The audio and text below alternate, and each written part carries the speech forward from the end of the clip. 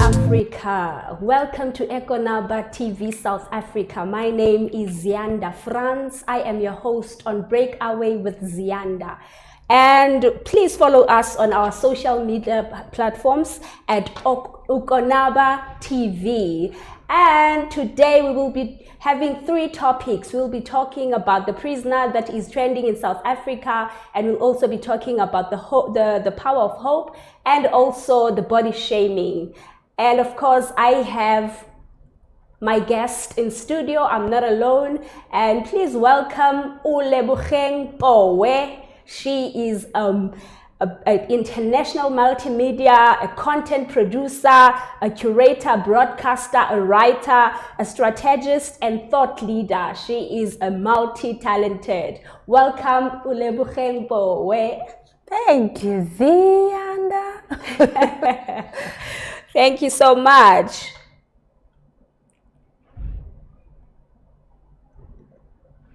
Hello, Ebusiafo. So, Pesifita Asracha or Dofodie, and then Nafa Honkodom is unique laser whitening. Unique laser whitening. Our toothpaste to strong qua. What did you choose? Say, and ma was saying a fita. Na eye fita non sono. Na a ye and carbonate beer a wo no mu beer. Any tea stain, coffee stain, smoking stain, beer. Unique laser whitening product. A bayin Seen the prisoner that is trending in South Africa. So can we talk on that? Because I've seen some comments, some ladies saying I'd rather be in than him being in prison, and they were it was all about his beauty, his handsomeness, and all those things. So can we just go through that and just talk of the essence of a person? What does it mean, or what attracts you to a person? What attracts me personally to a person is it's their personality, their character, some people call it an aura. You know, like the essence of the person, you know, do they have integrity? Are they kind to other human beings, you know, how they treat other human beings, how they treat me. Those are the types of things that attract me to a human being. Yes, physical beauty or physical appearances are something that can contribute to your attraction of someone. Definitely. Like sometimes when you see someone's physical beauty, that can be like the first thing that gets your attention, but then you like get to talk to them and you realize they're actually not a very nice person. That physical beauty for me disappears. So I don't know if that's happened with you before. Definitely, you know? Definitely. Yesterday when we were talking about the reason why I called you in is because we were talking about this topic, and then you mentioned something about dehumanization. So can we talk on that? Can you just elaborate on that, because I want the viewers to hear and understand what that means to you, based on what is trending right now with this prisoner so guy. like we were looking at like how some of the comments literally were just focusing on his physical appearance. There was no mention of the crime that he had committed.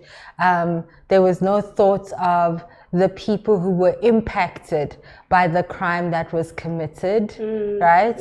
And that just isn't the people who were victims of the crime, but oftentimes people who are victims have people who care and love them, right? Who care for them and love them, right? And so there's also their experiences. And I think oftentimes when we focus on the outer shell of the human body, we dehumanize, because our humanity is more than just our physical, right? It's the other things that I mentioned, character, all those other things, right? And I felt like a lot of those comments, even if you think of the other big recent case in South Africa with Thabo Bester and Dr. Nandipa Mogudumana, if I said that right, I'm sorry if I didn't. But similar kind of commentary happening on social media, where it is, oh, but she's beautiful, she shouldn't go to prison.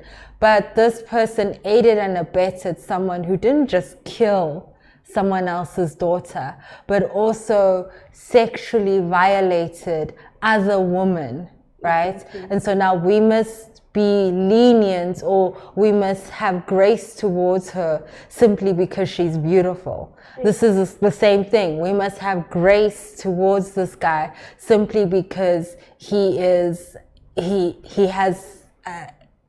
easy on the eye, you know? And then it's like, so what happens to the full human who has been impacted by his terrible human decisions? You know? See how ignorant we are, because we're looking at on the appearance, and we don't care about what he has done. I was triggered by the comments. That's what triggered me, as to, this is the danger that we put ourselves in. These are the things that we actually do to ourselves, and we don't deal with the root cause of things, and then we just jump to getting ourselves in whatever that you're talking about Baxter and Nandipa. Because Nandipa didn't know the kind of a person Thabo is, and also these ladies that are placing all these comments, I feel it's all ignorance that is putting us in danger. I mean, I think we can go back to the idea of what is accepted in society, what is the cultural norm, you know? And so it's like, I think of myself as a teenager, where how I evaluated other people's worthiness of my time, specifically thinking of someone of the opposite sex. It was about, oh, are they good looking? But I was a teenager. You know, as you grow, you begin to realize that there are other things that are far more important, right? Because looks fade. You know, looks fade. Even if you do get, some people, they'll say, oh, you get finer with like red wine, you get finer with time, you know. Even if that is there, most of the fineness is impacted by the person's character, right? So it's like that, their character makes them even more appealing as they grow older, their wisdom, you know, like that's what that means. And it's not just about the physical presence, appearance.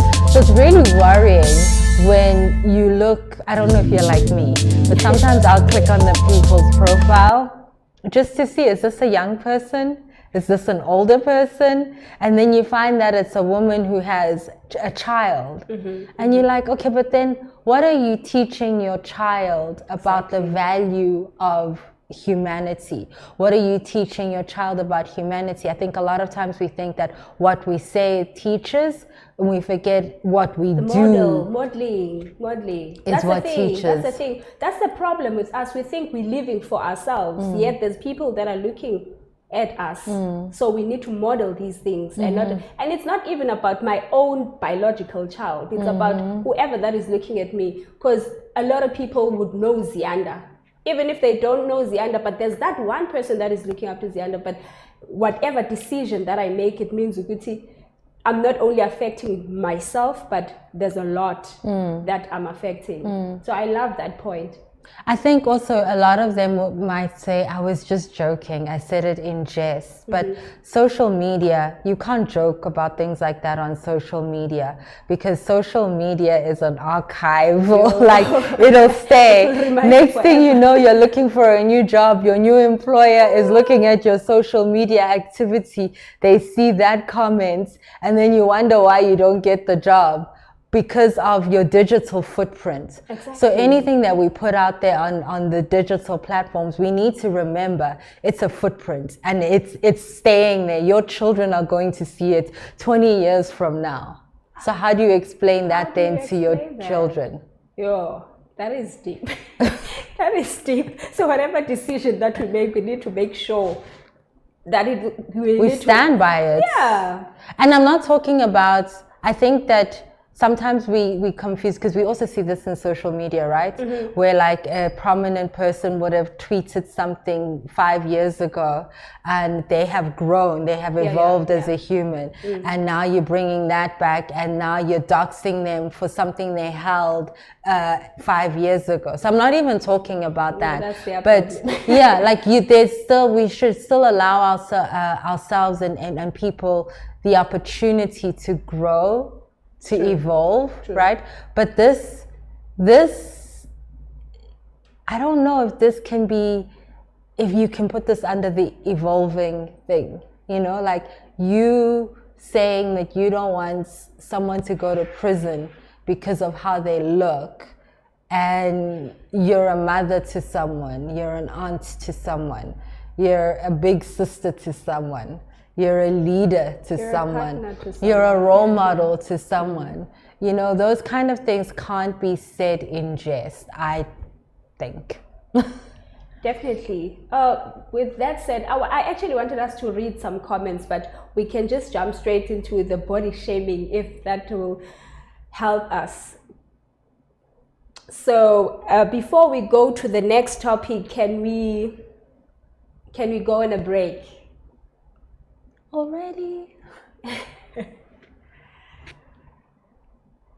Hello, Ebusiafo. So, Pesifita Asracha Odofo de, and then Nafa Honkodom is unique laser whitening. Unique laser whitening. Our toothpaste to strong quan. What did you choose? Say, Emma was saying a fita. Na fita non sono. Na and carbonic beer a no beer. Any tea stain, coffee stain, smoking stain, sibia. Unique laser whitening product. Ebe yini nyina free swama o kama. The obani say utu so na odi bi egu o brush do so. Na odi etwitwe osini so nyina kama. Uwia enhuhuru wenum gya no wenum saa. Inti fra unique laser whitening. I was 07999792330. Unique laser whitening. Or say muni seso. Hello, Ebusiafo. So Pesifita Asracha Odofo de, and then Nafa Honkodom is unique to break away with Zianda. I am still with Lebu, and we will be talking on our second topic, the body shaming. So what do you think is body shaming? What is it that comes to your mind when we talk of body shaming? Because some would define it as confidence. Abanye, they would say, not confidence. When someone is wearing, let's say, there's a picture that I had where you will see it on the picture that you see right now. So if someone is dressed that way, and then I come and tell her that, in a proper way, of course, that this is not a proper way of you dressing up, am I body shaming that person? Do you think it's body shaming, or just telling them that it's not a proper way of dressing? I know maybe for them it portrays confidence, or I don't know. What do you think that portrays? I mean, I think that it would constitute as body shaming if you saw someone who was smaller body, like your build, right, petite, in that same outfit, and your immediate response isn't, oh, this is inappropriate. Then it's body shaming, right? But okay, why is it body shaming if I'm smaller? Am I supposed to wear like that? no, what I'm saying is if you see someone who is your size, right? Okay. And it doesn't immediately make you think, this is inappropriate, Okay. then that would be body shaming because she's bigger, so then it's inappropriate. I think that's where the body shaming line is. It's such a fine line, you know. And also I think that everything nowadays is we put these blanket statements, right? Like body shaming is such a huge thing now. It's such a popular thing in culture, in popular culture, right? And so it's, yeah, I mean, I don't know, for me, that wouldn't be body shaming. For me, though, like personally, I'm not someone who's going to flaunt parts of my body that I feel need to be sacred, but these are my philosophies that govern how I show up, how I live my life. Yes, they're informed by culture. Yes, they're informed by tradition, in terms of like, I know if I had to show up like that, my family would disown me in a second. No, they wouldn't, but they would be very disappointed. Ooh, sorry, I'm touching the mic. They'd be very disappointed in me if I had to show up like that. So I don't think that's body shaming when you're telling them. So can we unfold the word body shaming? Can we just unfold that? What does body shaming mean to you? Like when you think of body shaming? To me, it's when you say, like for instance, you are bootylicious, I know. You have the most beautiful body. And then I would come and say, Marale, wimpundu zako. Such big boobs or a big butt. That is body shaming for me. I mean, it has nothing to do with dress code. It has something to do with what I would say to you about your body parts, what you have been given by God. Or Zianda, your teeth are too, they all over the place. That's also part of body shaming, I believe. I think that if we talk about body shaming, I think we need to talk about what are the body ideals and who sets those body ideals. So I think what you find a lot of times within Black culture, right, is we are revolting, or we are, what's the word I'm looking for? We are kind of in protest against these Western ideal body or beauty standards, right? So a lot of times the body ideal was this thin, no curves at all, kind of wafer-like. Look, if you look at the models, if you look at the fashion industry, which, fun fact, do you know that a lot of times these big designers back in the day, the reason why they didn't want models with curves is a lot of the designers were gay men that were designing, and so they couldn't see themselves then they made the standard, the straight, boyish looking body. And so for us as Africans, who we naturally have curves, right, we were seen as sexually inappropriate. Even if I'm covered, but you see my curves, we were ostracized for that, right? We were told that we weren't dressed appropriately. We were told that we were over-sexualizing ourselves when literally all we were doing was putting on clothes.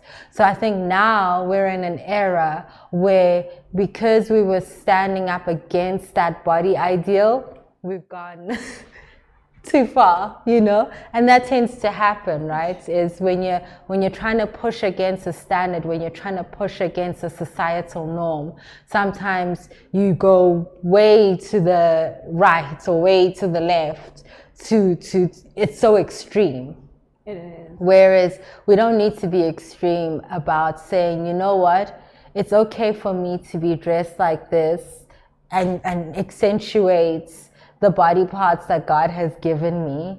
But I don't need to overly I don't need to overly exploit that, because also then it comes back to, as women, we have an issue with being sexualized, or being over sexualized, of men looking at our bodies and just sexualizing us. But if we dress like that and we post those types of pictures, then what are we expecting the response to be? So what do we actually want? Exactly, because I think it's Tasha Cobbs. Yeah. Tasha Cobbs mentioned that if you dress like a nurse, we will know that you're a nurse. And if you dress like a policeman, that we'll know. But if you dress like that, then and you are offended by a sexual comment, what do you expect? Because obviously you are drawing that attention. But then going back to the culture thing, Zulus, I was gonna come there. But all African traditional attire, whether it's Zulus, it's Swatis. If you think about the Swatis, the redance, you know, like it's women, the Tswanas as well. Yes, we have our traditional, and it's like little leather coverings here, but they expose the breasts, and it's a cultural dance. But I think that was in a time where those body parts weren't overtly sexualized. And when it's done in a traditional sense like that, there is a different intentionality behind it, right? So it's all in the motive of how you're doing stuff and why you're doing them and stuff like that. Yeah. So let's not make an excuse of dressing inappropriately and saying this is my culture. Yes. So if a Zulu girl would come to you, Lebu, or you meet a Zulu girl in the streets, they wear like that, and then they say, but this is my culture. Then what do you do and what do you say? I mean, you're in the middle of Johannesburg. At the taxi rank, taxi rank. And this man. Context, right? Context is everything. When I was at Bible college, we did hermeneutics, right? And so hermeneutics is kind of unpacking what the scripture means. And the first rule of hermeneutics is context, context, context. What context was that scripture written in? So you go back to the time when it was written. What was happening in that time? Why was, let's say it's a letter Paul wrote. Why was Paul writing to that church at that time? What issues were they dealing with? Okay, so how do we contextualize it now in today's modern culture? It's the same thing, right? You're dressing in your traditional outfits in the middle of taxi rank. Context.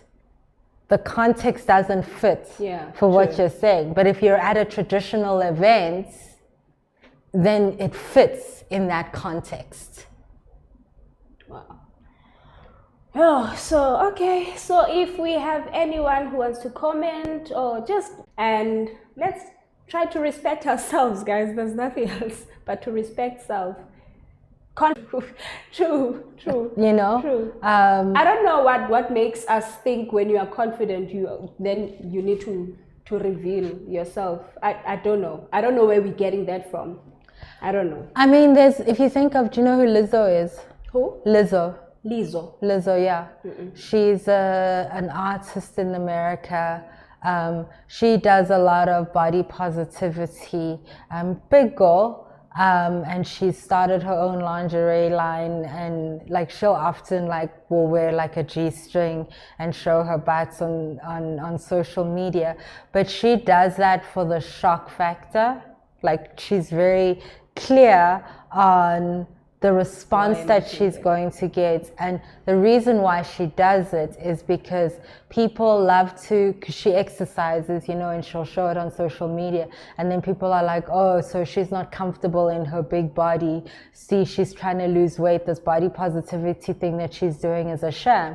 And she's like, I literally work out for my mental health. right? It doesn't change my body. Yes, I might lose a few pounds here or there, but that's not the reason why I'm working out. I work out for my body. So often when the media and social media will have these commentaries on her body and what she's trying to do, then she'll post the thing that is very like in your face and you're like, whoa, okay. But there is like, she is doing it on purpose. She is doing it to elicit a strong reaction from us, you know? So she's expecting anything. She's ready to respond to anything because she went there on social media with a clear mind. Yes, for her, it's like, stop policing my body. Stop telling me I can't wear workout clothes with the workout bra. It's like, because my fat rolls are, I'm working out. What am I supposed to wear? I'm working out. You know, like in those, I think that's where we can talk about body shaming, right? Like where some of these designers will design a thing up to a certain size. That's body shaming, right? The fact that Victoria's Secrets only has lingerie to a certain size is them perpetuating a body shaming narrative, because you're saying that someone who's a size 42 then can't wear lingerie in their bedroom, or you know, so that's where like, but I don't know, like it's a fine line when we got to take it to social media, and that that look right there. Yeah, no. Well, I don't know. We'll hear from the viewers. We'll hear from our viewers as to what they have to say with body shaming. Before we take our third topic, can we go on an ad break? So, Pesifita Asracha or Dofodie, and then now for Kodom unique laser whitening. Unique laser whitening. Our toothpaste to strong quan. What did you choose? Saying, and ma was saying a fita. Na eye fita non sono. Na a ye and carbonate beer a wo no mu beer. Any tea stain, coffee stain, smoking stain, beer. Unique laser whitening product. Ebe yin in free swama or kama. The other say, utu so.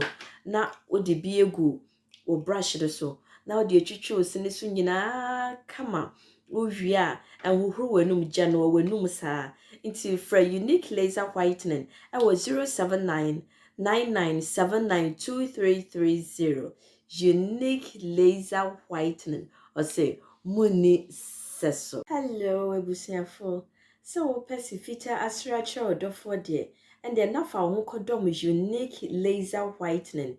Unique laser whitening. Our toothpaste to strong kwa. What did you choose? Say, Emma was.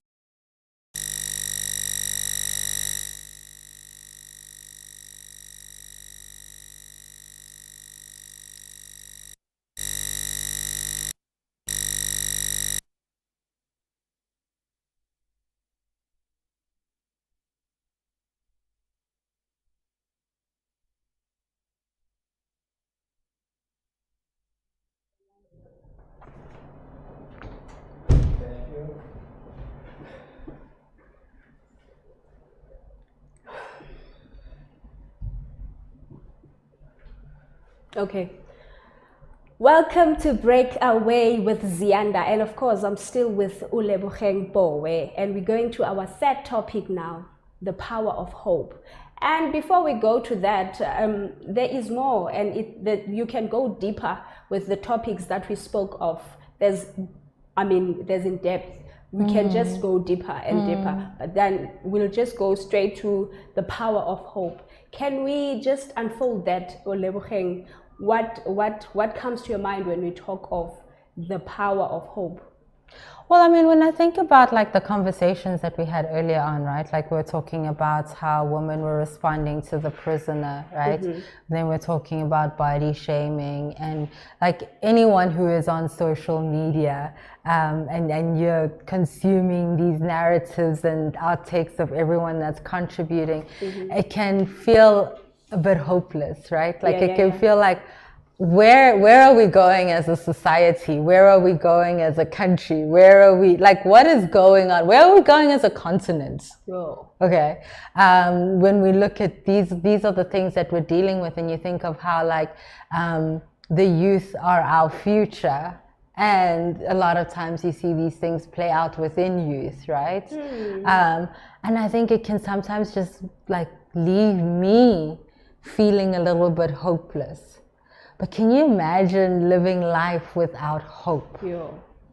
You know, I think it's so important when we're talking about different issues, when we're going through life, is to think about how COVID-19 impacted so many of us. You look at what's happening with the war with Russia and Ukraine, and how that's impacting us economically. So we've been impacted by this pandemic. Now we're being impacted by this war. You look at the state of joblessness in South Africa, right? And you're thinking of how many people, like, we were told, go to school, get your degree, and life will be simple, right? And it's not like that. The reality of life is so different. Living it with no hope would be, I don't even want to think about it. And if we in our generation are losing hope, what's going to happen to the generation coming after us? Because remember what we're saying about how, like, we think that we teach by speaking, exactly, but we teach by doing. The foundation that we're laying, what foundation are we laying for them?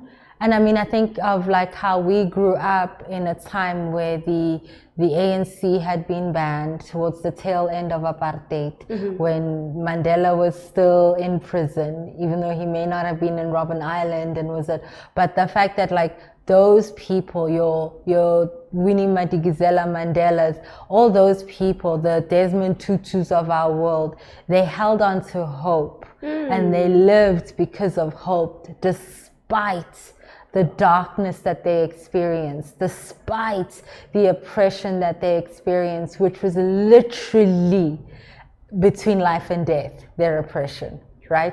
Our oppression is mental, it's spiritual, it is physical to some extent as women, if you think of South Africa and the gender-based violence situation that we're living in. And that's not just a South African, it's not an anomaly. Like, this is something throughout the continent, throughout the world, you know.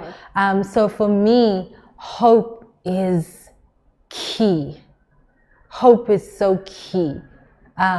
It's been key in my life personally. Like, I remember when I was fired from a job and we had no income, and you know how it is with African families, me being the older one, now, like, financially, I have this little brother who's going to a private school. My mom didn't have a job at the time, but the thing that kept us going in those moments was hope. My mom always says a thing, as Tswana, like, she says, "Sesa feeling sabe setlola," which directly translates means what doesn't end. Like that, there's no such thing, there's nothing that doesn't end. Everything has an expiration date, an end date. So yeah, I think for me, hope has been an anchor in how I'm even able to talk about the conversation of people responding to this prisoner, or Dr. Madugumana and Thabo Bester, or the body shaming. Like, you see where we're going off course, and you're like, I want us to come. And sometimes it can feel like, to pull us back, to get back on course, like it's going to take 1 billion bodybuilders, you know, for that kind of strength. But really, things can change like that. And we've just got to stay hopeful. We've just got to trust the process. We've just got to play our role. You know, when you say, let's just trust the process, and then something comes to my head and say, what process though? What process are we trusting? Process of life. Because our parents could have asked the same thing. What are we hoping for? What are we hoping for? They've taken our land.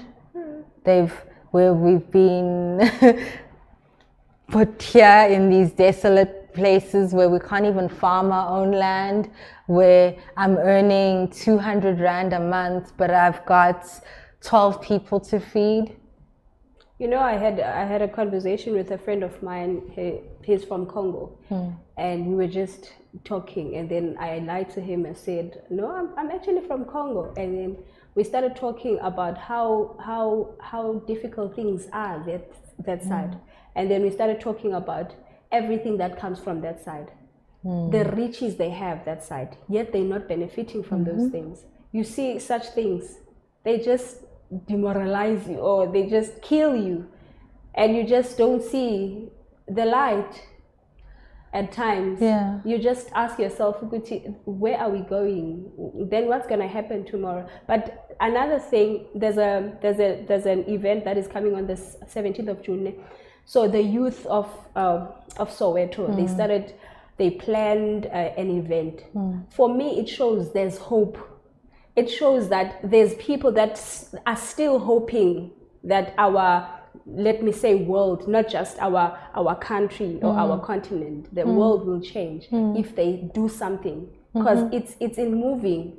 Everything it starts in moving. Because we can't just sit down and say, but Lebo, what's gonna happen after this? And then we don't do anything. And not do anything about that. So we need to start moving. Start giving hope to them, so that they also do something about whatever that is happening in the world. It's so dark out there. It's so dark out there, and because we are the light, even when we were losing hope, let's tap back to that light again and start saying, I need to switch it on for the next generation and see what we do or where we're going after this. You know, I think it's important to realize that you can feel. Right? Like you can feel despondent, you can feel overwhelmed, you can feel heavy, you can feel the weight of the darkness. But what hope is this underlying thing of, like, you can have your day where it's like, today I can't, I'm done. But tomorrow you wake up and you're like, okay, let's pick back up. You can have those timeout moments. So I think, like, sometimes let's not think that hope is something that you constantly, like, it's this, I think of hope as day this, in and day out thing. Yeah, it's almost like a core belief that you have where no matter what you experience, that belief doesn't change. But it doesn't mean that you're not impacted by the reality of what you are experiencing. Exactly. You know, I wrote here, hope is the belief that circumstance will get better. And also I wrote, hope lays dormant until its amazing strength is beckoned, supplying a sheer belief that you will overcome, you will persevere, and you will endure anything and everything that comes your way. So, yeah. And I think that it's important to have people around you who are hopeful, because on my days that I don't feel a lot of hope, and I'll talk to you, and I mean, we've had many conversations on my days where I have no hope, you know, but you, because you have that same core belief as me, you will hang on to hope for me in that moment, and that then refuels my hope tank to keep going, if that makes sense. It definitely makes sense. Association is very important. So whoever you associate yourself, they need to sharpen you. We were actually talking about the iron sharpens iron yesterday. So it's all in that. You are right when you say you can't be remaining with hopeless people, because you can't be a chicken and I mean, you can't be an eagle and hang around chickens. You'll end up being a chicken. Thinking all you can do is walk and not fly. Exactly. So I think we have comments here. Can I just read a good morning? Okay. Hello everyone. Mrs. Wilpova, please a day greet you. Oh, hello Africa. Yes. So let's stay hopeful. Let's stay hopeful.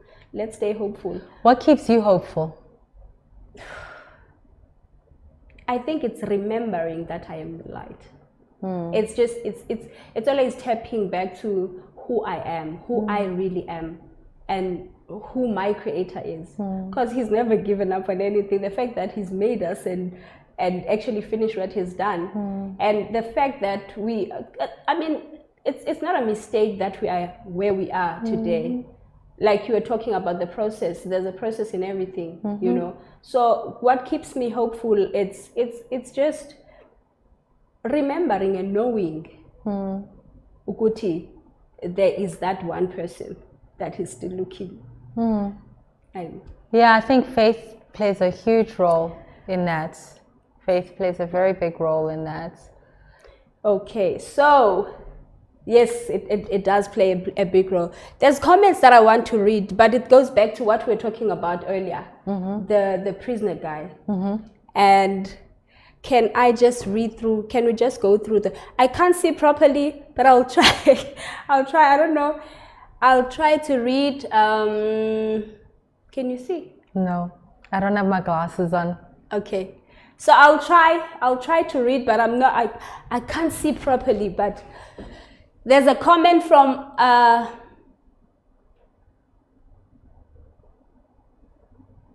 this is how I'll end up like Maguduman. Okay, so the guy is saying this is how they will end up like Maguduman. Maguduman is the doctor that was involved with the prisoner, the murderer and the rapist in South Africa.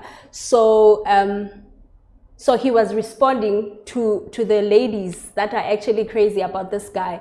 And then let's go to Umabeti Ijele liyamchincha umuntu bakhuluma ngento enje.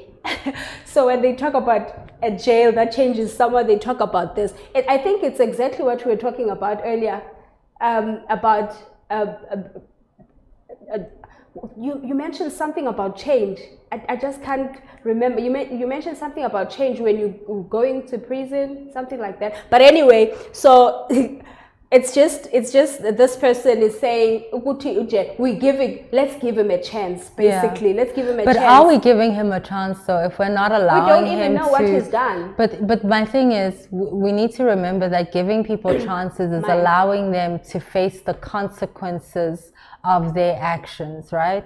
So in order for someone to grow and evolve, they need to recognize where they did wrong, make retribution for what they did wrong and move forward. True. But they can't not, because if he looked different, then would you expect him to then have to play retribution for what he did, right? If we're not allowing people to evolve, that is dehumanizing them. Exactly.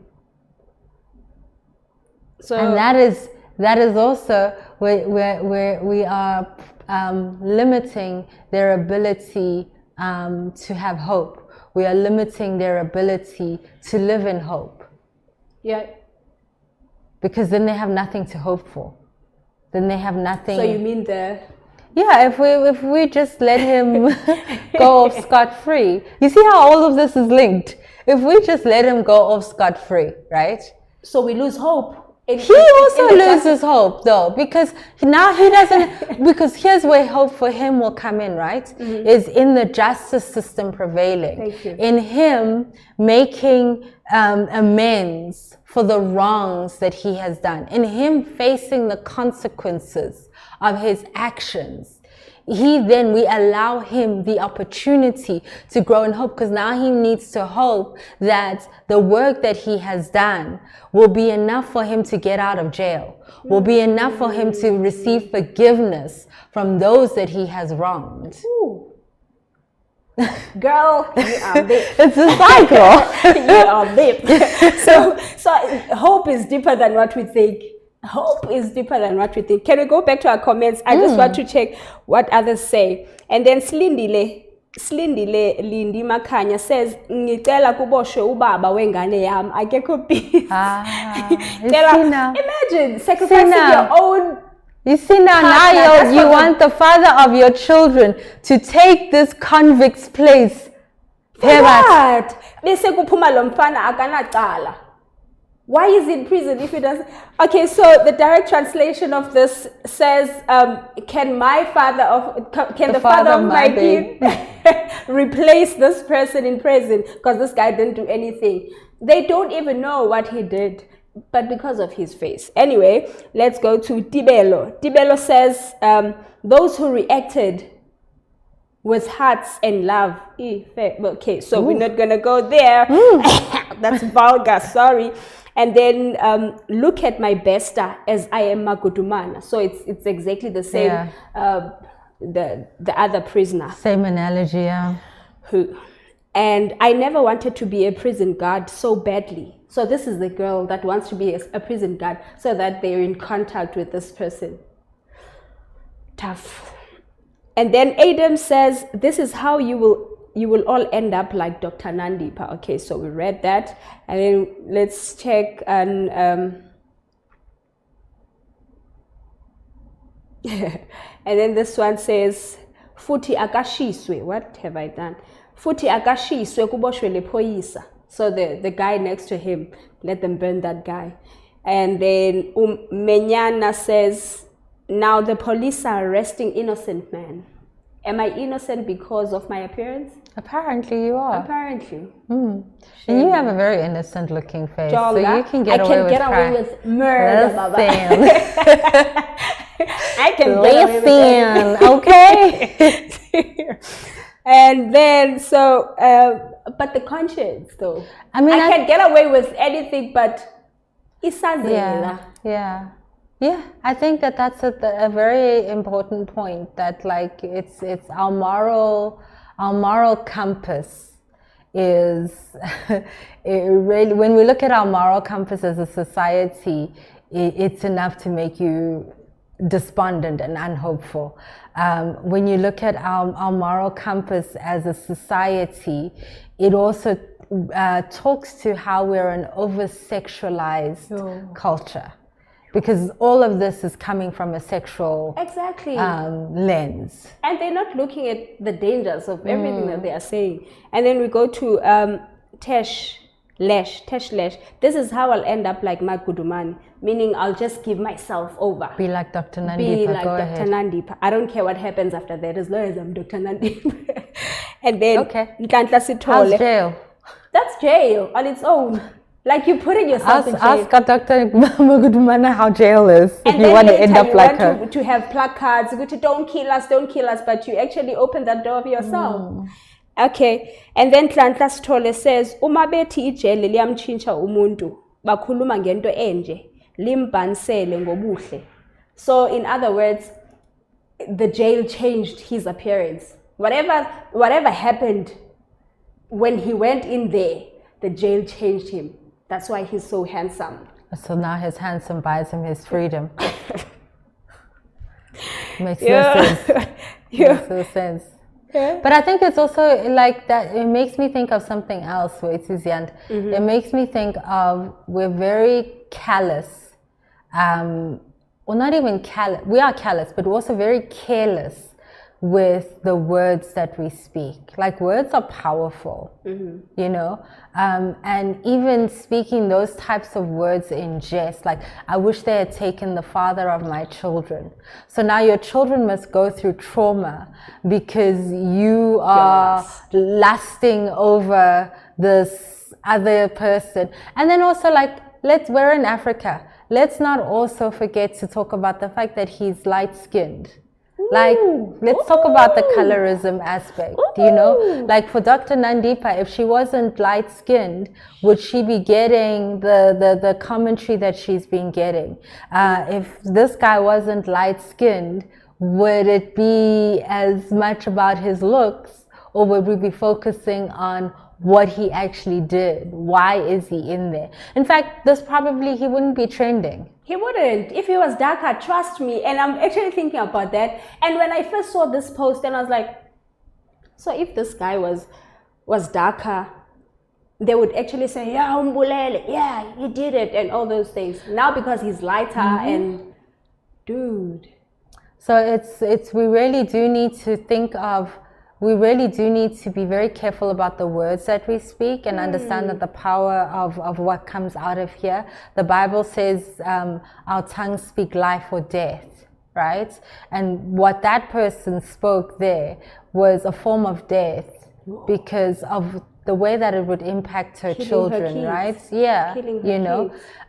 So the power of the tongue is something we really have got to take into consideration when we're looking at these things, but also delving deeper into the idea of colorism and where does that come from and how it's holding us back, not just as a country, but as a continent, as throughout the African diaspora, really.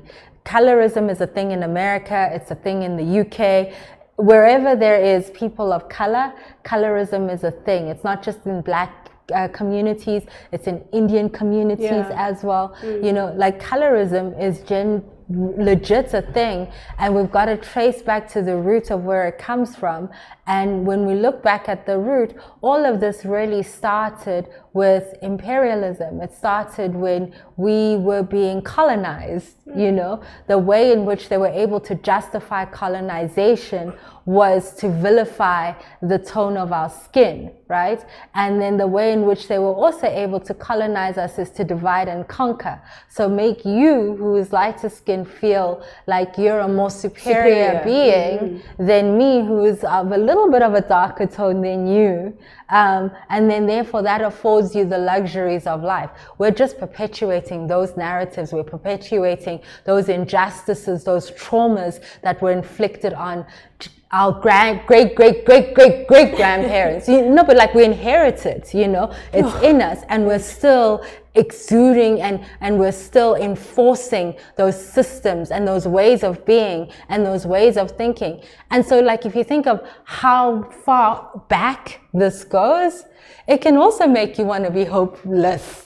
Like it's like, we must still deal with it because it comes in different ways. Like it shows itself in different ways. You know how like the Bible talks about the serpent being cunning? And how the like Satan was able to twist God's word in the Garden of Eden and has continuously done that.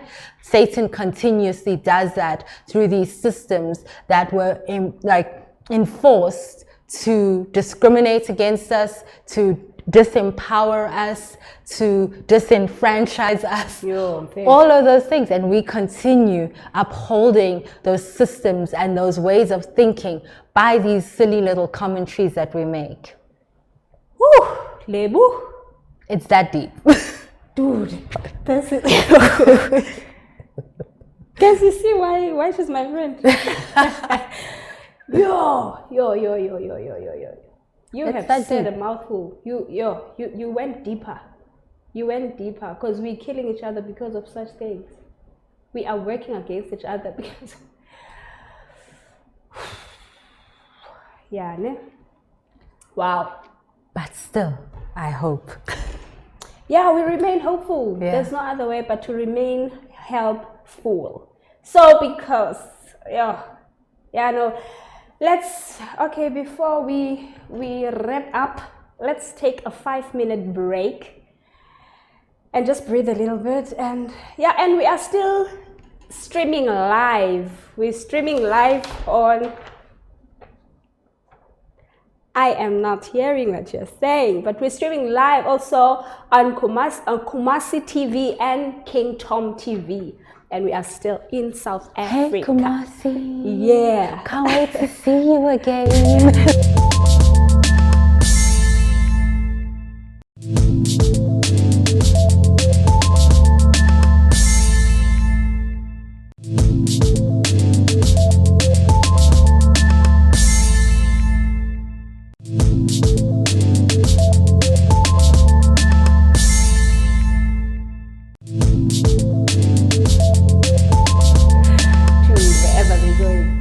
Just wrap it up. I think that we need to really be thoughtful about harmless banter, understand the power of our tongue and words, and how that impacts the economy of hope, how it impacts our moral our moral compass, how it impacts our world. Like our words are impactful. Definitely. Debu, thank you so much for joining us today. You have said a mouthful. You have carried us today. And I hope and pray that whoever that was with us, whoever that was watching, has gained so much from your words. And yeah, thank you so much from me, Zianda France, and Ekonaba TV South Africa. We send you love and light. Thank you.